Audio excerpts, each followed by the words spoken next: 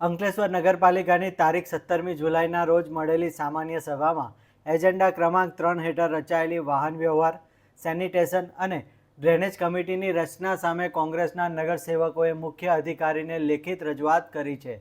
રજૂઆતમાં જણાવ્યું છે કે સંબંધિત નિયમો મુજબ દરેક કમિટીમાં એક અધ્યક્ષ અને 5 સભ્યો હોવા જરૂરી છે. જો કે સામાન્ય સભાની મિનિટ બુકની પ્રમાણિત નકલ મુજબ ત્રણેય કમિટીમાં માત્ર 4 સભ્યોની જ નિમણૂક કરવામાં આવી હોવાનું દર્શાવવામાં આવ્યું છે. આ કારણે કમિટીઓનું ગઠન અધૂરું અને નિયમ વિરોધી હોવાની રજૂઆત કરવામાં આવી છે. અરજદારે દાવો કર્યો છે કે અધૂરી અને કાયદેસર રીતે અમાન્ય ગણાતી કમિટીઓ દ્વારા વહીવટી, નાણાકીય અથવા ટેકનિકલ નિર્ણયો લેવામાં આવશે તો તેની કાયદેસરતા અંગે ગંભીર પ્રશ્નો ઊભા થઈ શકે છે.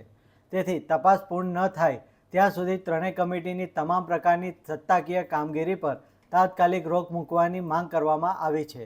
રજૂઆતમાં મુખ્ય અધિકારીને કમિટીઓની કાયદેસરતા અંગે તાત્કાલિક તપાસ હાથ ધરવા, તપાસ પૂર્ણ ન થાય ત્યાં સુધી કોઈપણ ઠરાવ, ટેન્ડર, વર્ક ઓર્ડર, બિલ મંજૂરી, ચૂકવણી અથવા અન્ય કાર્યવાહી ન કરવા લેખિત આદેશ આપવા તેમજ નિયમ મુજબ નવી અને પૂર્ણ રચના ન થાય ત્યાં સુધી કમિટીઓની કામગીરી સ્થગિત રાખવાની માંગ કરવામાં આવી છે. જો યોગ્ય કાર્યવાહી કરવામાં નહીં આવે તો ગુજરાત નગરપાલિકા અધિનિયમ 1963ની કલમ 258 હેઠળ પ્રાદેશિક નગરપાલિકા કમિશનર સમક્ષ રજૂઆત કરવામાં આવશે અને જરૂર જણાય તો ગુજરાત ઉચ્ચ ન્યાયાલયમાં પણ કાયદાકીય કાર્યવાહી હાથ ધરવામાં આવશે. એ પેટા કાયદાની દરાર અવગણના કરીને ગેરબંધારણીય રીતે આ સમિતિઓમાં વાહન વ્યવહાર સમિતિ, સેનિટેશન સમિતિ અને ડ્રેનેજ સમિતિ એ સભ્યોની નિમણૂક કરવામાં આવી છે અને એના ચેરમેન નિયુક્ત કરવામાં આવ્યા છે. અમારી દ્રષ્ટિએ આ સદંતર રીતે ગેરબંધારણીય અને નગરપાલિકા એક્ટ મુજબ જે કારોબારી સમિતિ છે અને કારોબારી સમિતિ બાદ જે પેટા સમિતિઓ છે તેમાં સામ્યતા જોવા મળતી નથી.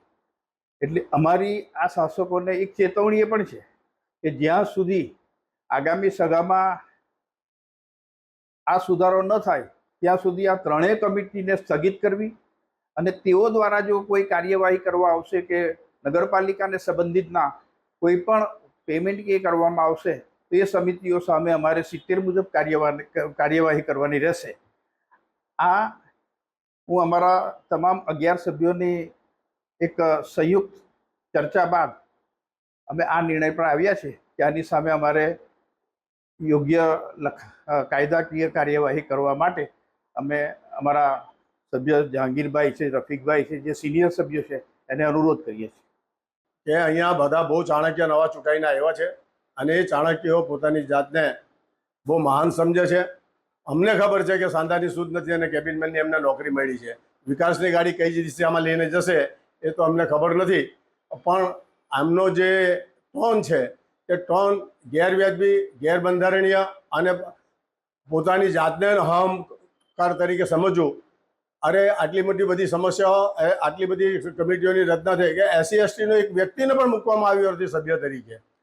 એટલે આ વિચાર કરો કે આ લોકોની મનોદશા અને એમનું ધ્યાન કેટલું ભારી છે. અને જે સમિતિઓની રચના કરવામાં આવી છે જે 3, એક વાહન વ્યવહાર, એક સેનિટેશન અને ત્રીજું ડ્રેનેજ વિભાગ, એ 3 કાયદા વિરુદ્ધની 3 સમિતિઓની રચના થઈ છે અને તેના માટે મેં લેખિતમાં અરજી કરી દીધી છે અને અરજીના આધારે જો આ લોકો કોઈ પણ પદ સંભાળી અને કોઈ પણ જાતનું કામ કરશે તો 70 મુજબની કાર્યવાહી કરીશું અને 258 હિસાબમાં અમે RCMની અંદરમાં અપીલ કરીશું. હાલ પડતા મુખ્ય અધિકારીને અરજી આપી અને એમને જાણ કરવામાં આવી છે કે આવો કોઈ કૃત્ય ન થાય તેની જિમ્મેદારી તમારી રહેશે. જય હિન્દ, જય ગરવી ગુજરાત. આ મામલે અંકલેશ્વર નગરપાલિકાના પ્રમુખ જિજ્ઞેશ અંદાડિયાને પૂછતા તેઓએ હાલ કંઈ પણ કહેવાનો ઇનકાર કર્યો હતો.